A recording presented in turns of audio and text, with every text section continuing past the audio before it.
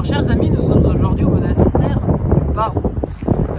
La fraternité Saint-Ephrem est au monastère du Barou parce que nous venons assister pour ce 8 décembre à la consécration des Vierges de Sœur Philomène, qui devient Mère Philomène. Donc Sœur Philomène, je l'avais connue à Lyon, j'étais dans la même classe qu'elle au lycée, et c'est elle qui m'avait amené à l'église Saint-Georges, j'ai été baptisé en 2018. Et donc elle est rentrée chez les bénédictines du Barou, donc le monastère de l'Annonciation, vous apercevez derrière moi. Et elle prononce aujourd'hui, après 7 ans de préparation, ses vœux perpétuels. Alors c'est l'occasion pour nous de réfléchir à la vie religieuse et en particulier à la vie monastique.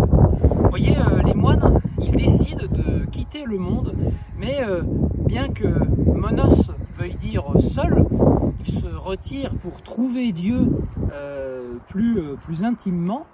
Malgré tout, ils ne sont pas isolés. En effet, les religieux sont ceux qui sont peut-être les plus connectés avec leurs frères, dans la mesure où, vous voyez, déjà, dès la nuit, dès 3h30 ou 4h du matin, ils se lèvent pour chanter les matines, et ils chantent la nuit, ils louent Dieu pour notamment réparer les péchés qui sont commis la nuit. On sait que la nuit, c'est là où il y a un peu l'empire du démon, et donc c'est là que se commettent des péchés de vol, des péchés de luxure, de débauche en tout genre.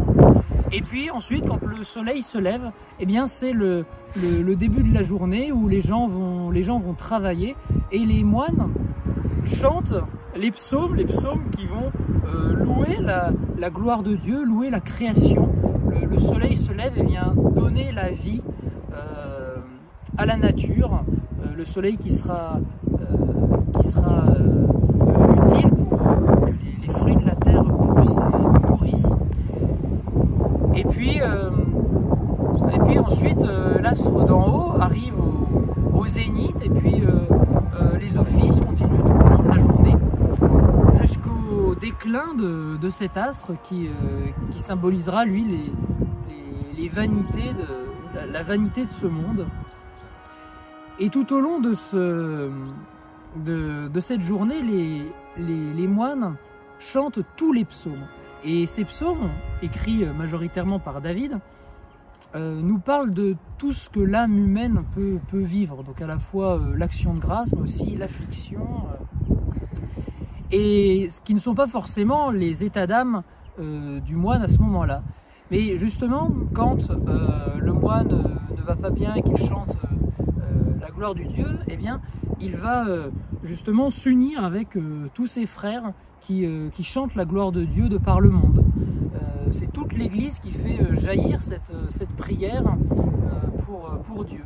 Et quand le moine chante des psaumes d'affliction, il s'unit avec tous ses frères qui sont en butte face aux difficultés, face aux épreuves de cette vie. Les moines, ce sont aussi ceux qui ont transmis notre héritage, notre civilisation. C'est ce que rappelait le pape Benoît XVI dans sa conférence au Bernardin en 2008. Il disait que les moines étaient des chercheurs de Dieu, et que c'est grâce au monachisme occidental que la civilisation antique s'est propagée jusqu'à nous. Voilà, il rappelait aux puissants de ce monde que si l'on veut unir les peuples et faire une civilisation, eh bien il fallait en fait chercher Dieu. D'ailleurs, Saint Benoît est appelé patron de l'Europe. Alors voilà, à une heure où l'on veut unir les peuples et créer une certaine cohésion, il ne s'agit pas de sauter sur sa chaise et crier l'Europe, l'Europe, l'Europe, mais de faire des structures administratives et autres, mais il faut lui donner un esprit commun, un but commun, et un but qui transcende la vie humaine, puisque c'est ce à quoi le cœur de l'homme aspire au plus profond. Alors voilà, les moines, par leur vie, ils nous rappellent que la vie d'ici-bas n'est pas ne suffit pas. Ils nous prêchent par leur être. Et donc, quand on assiste à ce genre d'événement, c'est l'occasion pour nous de réfléchir à notre propre vie. Que faisons-nous de notre vie? Vous voyez, les gens du monde disent souvent la vie, on n'a qu'une vie, donc il faut en profiter. Justement, on n'a qu'une vie, il ne faut pas la rater, il ne faut pas la gaspiller.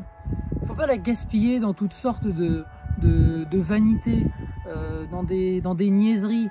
Il faut au contraire qu'elle devienne un chef-d'œuvre, une œuvre d'art, et faire de grandes choses. Alors voilà ce que nous prêchent les moines. Ils nous rappellent ce que disait Jésus à Marguerite Marie en montrant son cœur. Voici ce cœur qui a tant aimé les hommes et qui reçoit si peu d'amour en retour. Et puis le Christ d'ailleurs, ses dernières paroles sur la croix, ça a été ce cri « J'ai soif ». Il criait « J'ai soif ». Voilà, il a soif d'être aimé, il a soif de notre amour en retour. Et les moines qui chantent tout au long de la journée, la gloire de Dieu nous répètent ce cri de notre Seigneur.